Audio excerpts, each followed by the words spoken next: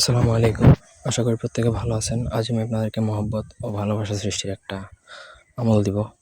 ইসলামী আমল, ভালো উদ্দেশ্যেই প্রয়োগ করা যায়, কোনো খারাপ ইন্টেনশন নিয়ে এটা প্রয়োগ করা যায় না। করলেও হবে না, আর যদি হয় সেক্ষেত্রে আপনার হিতে বিপরীত হইতে পারে, আপনার নিজেরও ক্ষতি হতে পারে। ইসলামিক তদবির ভালো কাজের যদি প্রয়োগ করেন বুলেটের মতো কাজ করবে, খারাপ উদ্দেশ্যে প্রয়োগ করবেন আপনার কিন্তু ক্ষতি হবে। এতটুকু মাথায় রেখেই আপনাকে কিন্তু কাজ করতে হবে। এনিওয়ে, এটা দিয়ে স্বামী স্ত্রী প্রেমিক প্রেমিকা যার জন্যই করেন ভালো উদ্দেশ্যে কিন্তু করতে হবে। সোজা কথা, কোনো খারাপ অসৎ উদ্দেশ্য নিয়ে এই ধরনের বশীকরণ না।